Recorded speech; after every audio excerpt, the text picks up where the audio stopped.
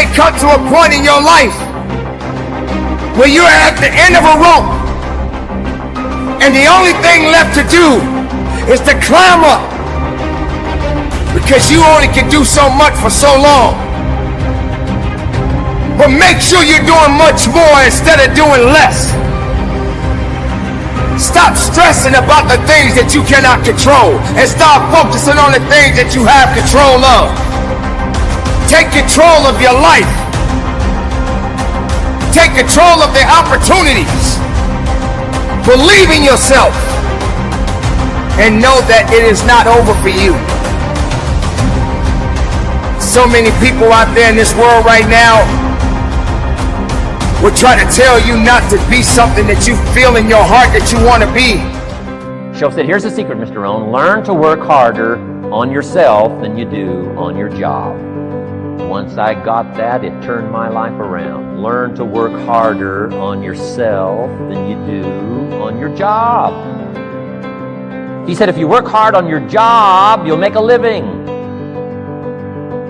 If you work hard on yourself, you can make a fortune. If you would have known me at age 25, you would have said, Jim Rohn's a hard worker. If you'd have known me, you'd have said that. I'm the guy, I don't mind coming a little bit early, staying a little bit late, I don't mind that. You'd have said, well, Jim Rohn's a hard worker. You say, well, how come he's got pennies in his pocket and nothing in the bank and behind on his promises? Well, I was a hard worker, but I was working hard on my job, not on myself. I'm telling you, if you'll learn that simple little principle and start the process today, latest tomorrow, I'll give you tonight to think it over. There will be plenty of opportunities to get discouraged, to lose your passion, and think that it's not meant to be. But if you're going to reach your destiny, you have to have a made-up mind. If you give up after the first time, or the 5th time, or the 30th time, what that really means is you didn't want it bad enough. There should be something you're believing for that you are relentless. You are not moved by how impossible it looks. You're not discouraged by how long it's taking. You don't give up because people told you no. Your attitude is, if I have to believe my whole life, I am not going to stop believing. I am not going to take no for an answer. I'm not going to settle for mediocrity. I'm going to keep pursuing what put in my heart. And ask ourselves, what do I really want? What do I really want? And write it down. Writing causes thinking. Thinking creates an image. And you get these images going, you're building a vision in your mind. It's the visionaries that's changed the world. Think of that. You think like a kid who came from poverty. You think like a kid whose mama had him at 17 years old. That's how you think. You're not wired to be who you've been called to be. What you need to think is not how you see the world, but what you need to see is how the world sees you. And the world doesn't see you as a 10,000 kid. The world sees you as much bigger. And when you can see yourself as the world sees you and not how you see yourself, that's when you're going to go to another level. Let me tell you something. You got it. When you walk out of here, the way you see yourself is the problem.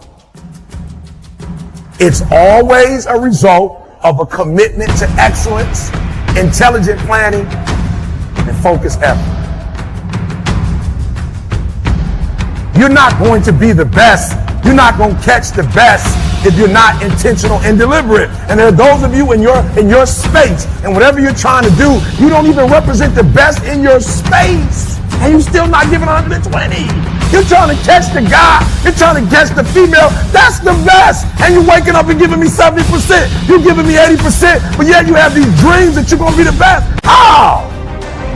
You're going to fall into areas that you cannot understand. And maybe it's not in the position for you to understand at that moment. When you start to feel that you are in a position that you don't love your life, then shame on you. Because your life is a beautiful thing. And no one deserves to ruin it. No one deserves to control it. No one deserves to steal your joy. Your life is your life, and you have the right to live it the best way you can. You must discipline yourself and take full control and responsibility for the outcome or whatever it is that you are seeking at this moment. Work on yourself. Make yourself more valuable to the marketplace. I'm telling you, you can so dynamically change your income, and economics is the least of the values that you can start earning in terms of equity if you'll start working harder on yourself than you do on your job. Work hard on develop the skills. Work hard on yourself and develop the graces. All of the stuff necessary to become more valuable to the marketplace. I'm telling you, your whole life can explode into change. Promotions, no problem. Becoming more valuable to the company, I'm telling you, no problem. Money, no problem. Economics, no problem. Future, no problem. If you just go to work on the right thing. Not get things out there to change. Don't try to change the seed. Don't change the soil. Don't change the sunshine. Don't change the rain. Don't change the mix of seasons. Let the miracle of everything that's available work for you, and start working on the inside. Work on your philosophy. Work on your attitude. Work on your personality. Work on your language. Work on the gift of communication. Work on all of your abilities. And if you'll start making those personal changes, I'm telling you, everything will change. The body has limitations. The mind does not. We focus so much on what goes on from the neck down that we forget it all starts from here. Everything starts from here. If you're not mentally ready, you're never really physically prepared. And that's where the preparation starts. What would your life be like as you look toward the future if you decided, I'm not going to allow my fears to stop me?